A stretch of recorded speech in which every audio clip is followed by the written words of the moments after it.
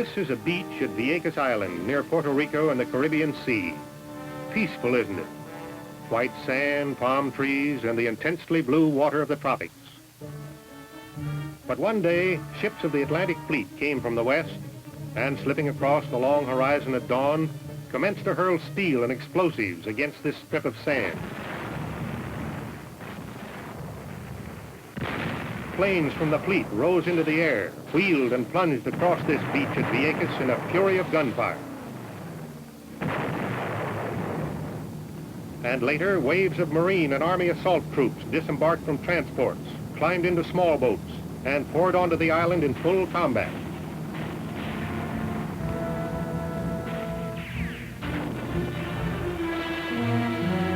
What was it all about? Why disturb the perfect hush of a tropical morning, seizing a remote island which belongs to the United States anyway? Once each year, the Navy, in cooperation with the Marines, the Air Force, and the Army, stages massive war games. In every sense, it is an amphibious rehearsal for the reality of war. This year, it was Operation Portrex, but long before the combined American forces assaulted that lonesome stretch of sand in the Caribbean Sea, preparations were underway. First, there was the planning, months of it. Details, thousands of details, had to be woven into the master plan for the amphibious rehearsal. This planning had to be flexible, to roll with a punch, to meet any one of a dozen situations which might spring up. And the training, there were months of that. Every sailor, every soldier and Marine, every airman had to know his job and be physically able to carry it through. Ships of the fleet had to be assigned and made ready for the mission. The strange machines of amphibious warfare assembled. Essential information about the island of Vieques was brought in, sifted and resifted, evaluated. The Caribbean weather for many years was analyzed. Oceanographers reported on tide and marine conditions. Aerial reconnaissance photographed that beach again and again. Every hillock of sand, every outcropping of stone was studied for its effect upon the assault. When the last shred of intelligence had been weighed and fitted into overall plans, and when logistic support had been worked out down to the last can of rations for the assault troops, D-Day was set by the Navy for this great peacetime amphibious exercise.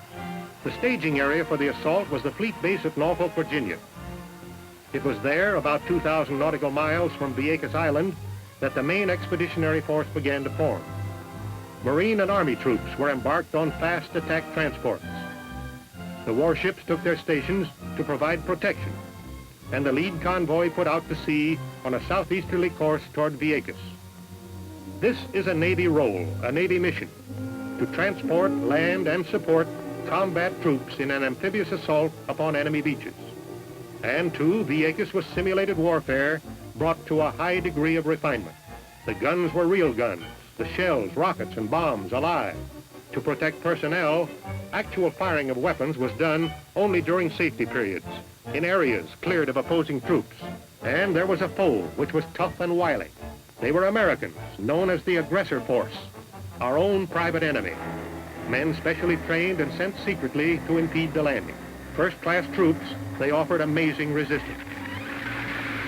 As the assault force moved out, every mile of the long route ahead was scoured by seaplanes flying search sectors. Blimps hovered over the sea closer into the convoy, their detection gear tuned fine for enemy submarines. The submarines, with their snorkels and almost perfect invisibility, were a great menace to the success of the expedition. Manned by the best American submariners, they sailed silently from harbors on the coast and harried the invasion force along the way. A few knifed through to strike at the heart of the convoy by the simulated sinking of troop transports. But hard-flying bombers, equipped with the most modern anti-submarine devices, nailed some of the attackers, and a hunter-killer force moved into the critical area. The hunter-killers were specially trained units of the fleet, a small carrier with its planes, anti-submarine destroyers, and lighter-than aircraft, which operated independently in the exercise. They were on a constant prowl for submarines. And when the submarines became a major threat, the hunter-killers sought them out and either dispersed or sank them in simulated bombing. sea lanes were cleared, and the amphibious task force moved ahead toward Vieques. Soon the weather became warmer, and the sliding waters beneath became bluer. Aboard the troop transports, the days were long, and the men impatient. But at the nerve center, the force commander's flagship, the atmosphere was tense. It was expected that an air attack, possibly with atomic weapons, would be directed at the invasion force. The attack came suddenly from out of the sun by medium bombers flying high and fast.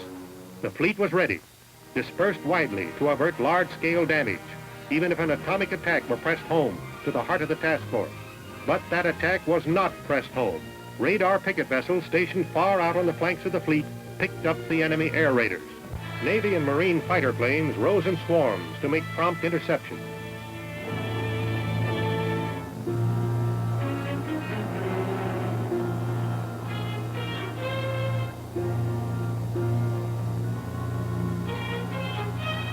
War games umpires ruled that the enemy air attack had been beaten off successfully. While the amphibious task force was at sea, a smaller carrier force had moved in close to Vieques, and fast new carrier-based jet planes were softening the beaches. Sortie after sortie swept across the white sand, dropping bombs, strafing, and hurling rockets. Some were diversionary attacks. Several areas were pounded in order that the enemy would not know where the main assault would be made. An advance force feinted against other beaches and further softened the invasion area.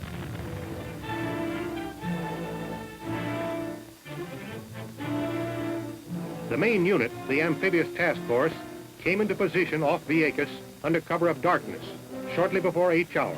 The Army and Marine troops were given their final briefing. The powerful warships were ready and bristling, their big guns taking dead aim on the shore.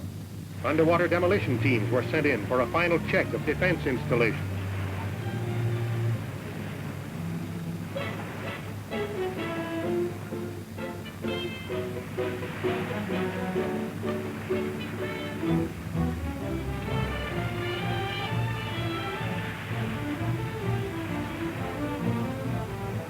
The covering bombardment began at dawn, the big stuff letting go with a roar. That beach at Vieques was torn and flayed by steel. Of course, defending forces had been withdrawn to positions of safety.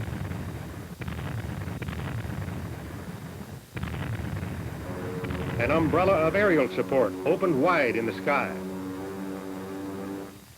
A critical phase of the amphibious assault, that of getting men and machines from ship to shore, got underway. LSTs opened their cavernous mouths and discharged amphibians.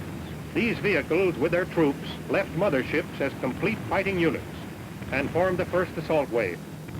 Then streams of landing craft set out for the beach, each boat packed with its complement of Army and Marine troops. In lines like these, they pointed to the shore, to the enemy's heart. Each man understood his mission. It was simply to attack and wrest the enemy's land from him, to secure a beachhead from which further operations could be conducted.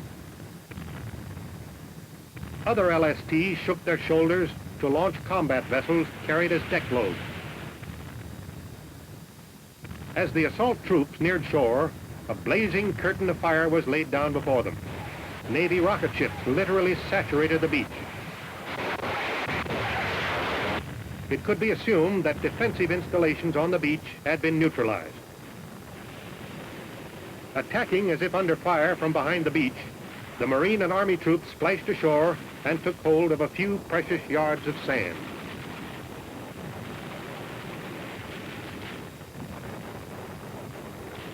Digging in, they hung on for dear life. Theoretical enemy artillery, well camouflaged, opened up suddenly on the exposed stretch of sand. Enemy troops of the alert aggressor force stole in close for a counterattack on the landing forces. All of this fire appeared vicious, but was directed so that no personnel were endangered. Air observers quickly located the gun position. Dive bombers plastered them.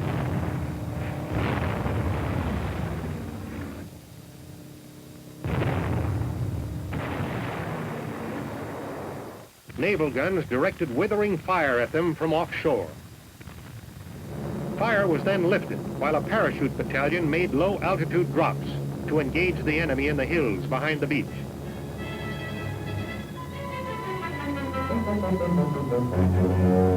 Our own troops, clinging grimly to the beachhead, rose out of foxholes and pressed forward. Soon the beach was secured, and the combat troops made ready for the second phase of the assault. The complexity of an amphibious operation can now be revealed. Take this single boatload of Marines. They are delivering the payoff punch, the physical act of seizure. But what do you think it takes to put just one Marine ashore? Let's start with something fundamental. Food. He wants a lot of it. Weapons. Clothing. Water. Ammunition. Medicine. He needs that small boat to make the all-important landing. Larger vessels to carry the small boats and to carry the food and weapons. And incidentally, that Marine himself.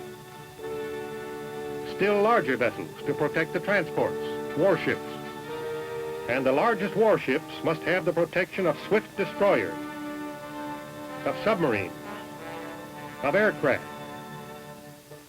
and of minesweepers. He'll want tanks and trucks to carry the fight inland from the beach, fuel for the tanks and trucks, oilers to carry the fuel. It goes on and on. The logistic needs for an amphibious operation are enormous. Each nerve in the amphibious body acts upon every other one, and all are interrelated. Once the combat troops were firmly established ashore, military housekeeping had to be set up in a big way. First, Marine helicopters came in to remove simulated casualties. Troops ruled hit by enemy fire, according to the war games umpires. This was just one phase of efficient, progressive medical planning. A bridge of steel was forged from ship to shore. This pontoon causeway was the work of those miracle men, the Seabees.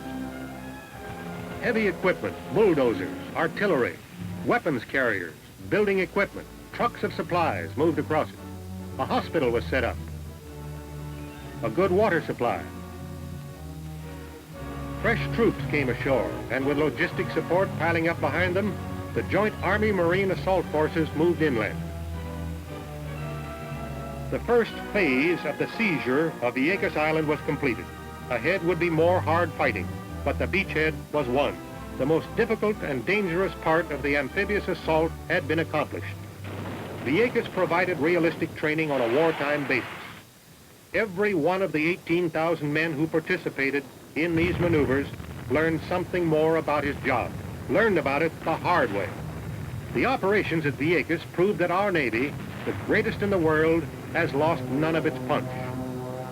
Should the time ever come, the American people know that their amphibious forces, with a highly developed knowledge of the art of warfare, are able to move across the seas with tremendous power and assault the enemy's shore. And there is this to remember. Whatever kind of warfare comes in the future, victory can be won only by taking war to the enemy. The Navy will carry out its part as a member of the team.